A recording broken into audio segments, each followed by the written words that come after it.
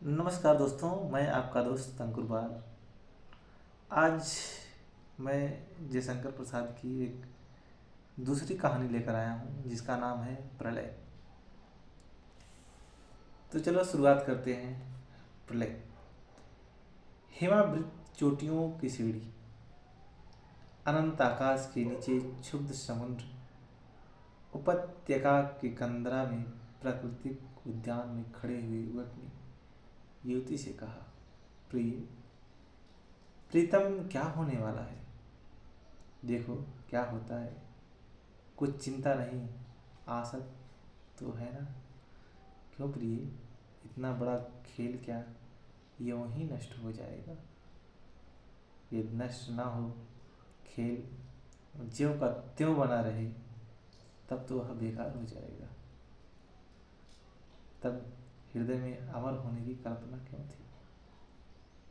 सुख भोग प्रलोभन के कारण क्या सृष्टि ने की चेष्टा मिथ्या थी या सत्य नहीं कहा जा सकता, पर सर्ग प्रलय के लिए होता है।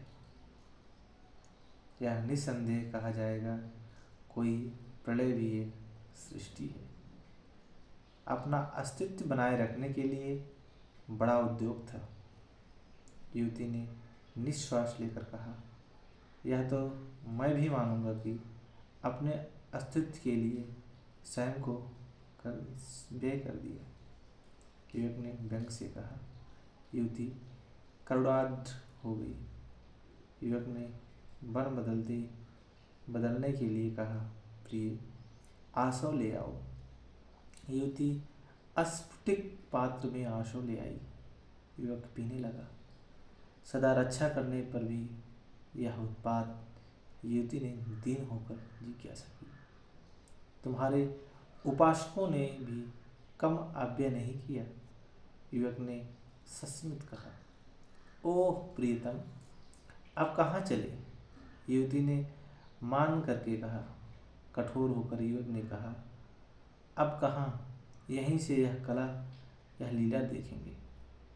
सूर्य का अलाप चक्र के समान सूर्य में भ्रमण और उसके विस्तार का अग्नि स्फुलिंग वर्षा करते हुए आश्चर्य संकोच, हिम टीलों का नवीन महानदों के रूप में पलटना, भयानक ताप से शेष प्राणियों का पलटना, महापालिका के चिताग्नि साधन का बीभत्स दृश्य, प्रचंड आलोक का अंधकार।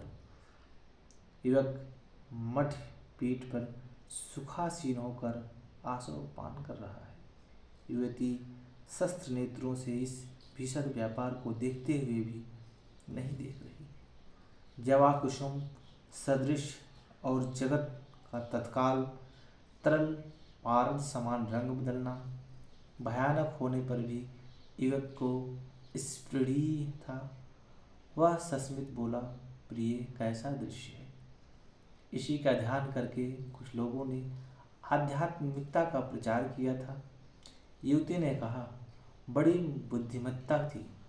हंसकर युवक ने कहा, आध्यात्मिकता। हंसकर युवक ने कहा, वह हंसी ग्रहण की टक्कर के शब्द से भी ऊंची थी। क्यों?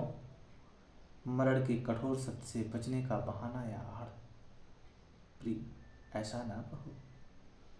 मोह के आकस्मिक अवलंब ऐसे ही होते हैं। युवक ने पात्र भरते हुए कहा, इसे मैं नहीं मानूंगी। दृढ़ होकर युवती बोली। सामने की जलराशि आलोड़ित होने लगी। असंख्य जल स्तंभ शून्य नापने को ऊंचे चढ़ने लगे। कड़जाल से कुहासा फैल गई। भयानक ताप का शीतलता हाथ फेरने लगी।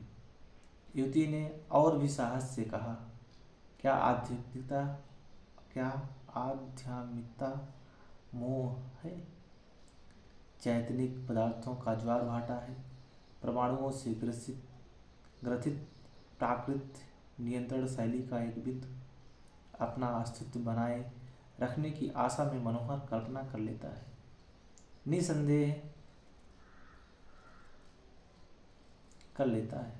विधेय होकर विश्वास भाव की प्रत्याशा इसी क्षुब्ध आयोग में अंतर्निहित अंतःकरण यंत्र का चमत्कार साहस है, जो स्वयं नश्वर उपादानों के साधन बनाकर अविनाशी होने का स्वप्न देखता है।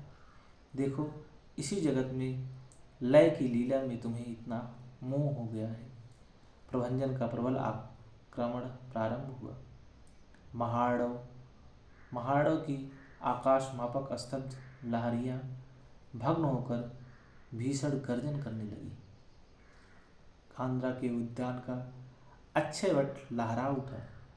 प्रकांड साल वृक्ष तृण की तरह उस भयंकर फुत्कार से शून्य में उड़ने लगे। दौड़ते हुए वारिद वृंद के समान विशाल शैल सिंह आवर्त में पड़कर चक्र भ्रमण करने लगे। उद्गीर्ण ज्वालामुखियों के लावे जलराशि को जलाने लगे। मेघाच्छादित निस्तेज स्पृश्य चंद्रबिंब के समान सूर्यमंडल महापालिका के लिए के पिए हुए पान पात्र की तरह लुढ़कने लगे। भयंकर कंप और घोर वृष्टि में ज्वालामुखी बिजली के समान विलीन होने लगे। युवक ने अट्टहास करते हुए कहा, ऐसी बरसात काहे को मिलेगी। एक पात्र और युवती सहम कर पात्र भरती हुई बोली, मुझे अपने गले से लगा लो, बड़ा भय लगता है। युवक ने कहा, तुम्हारा तृष्ट कड़वा अर्ध कटाक्ष विश्व भर की मनोहर छोटी सी आख्यायिका का शुभ देख रहा है। हाँ, एक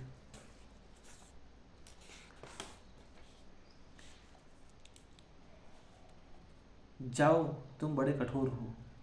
हमारी प्राचीनता और विश्व की रमणीयता ने तुम्हें स्वर्ग और प्रलय की अनादि लीला देखने के लिए उत्साहित किया था। अब उसका तांडव नृत्य देखो।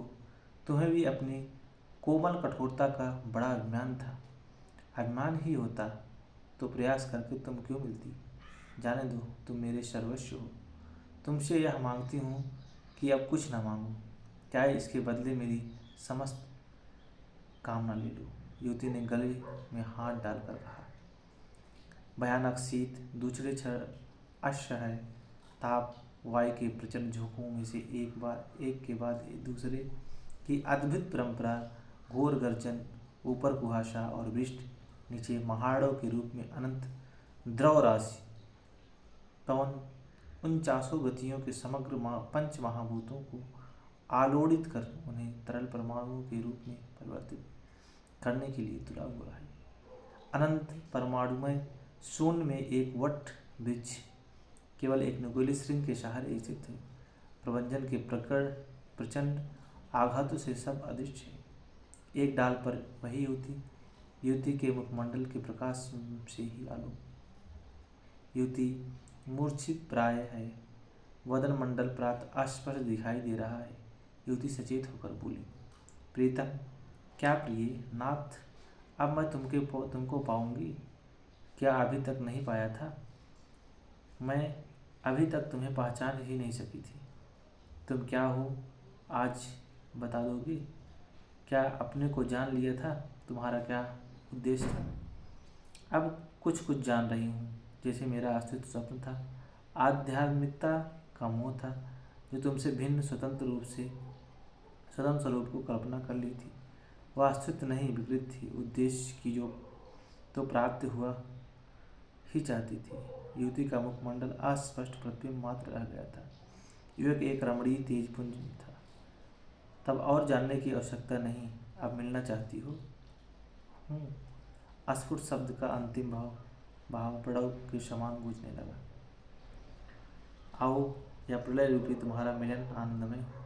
आओ, अखंड शांति, आलोक आनंद। थैंक यू दोस्तों। आज की यह कहानी यहीं पर समाप्त होती है। मिलते हैं नेक्स्ट वीडियो में।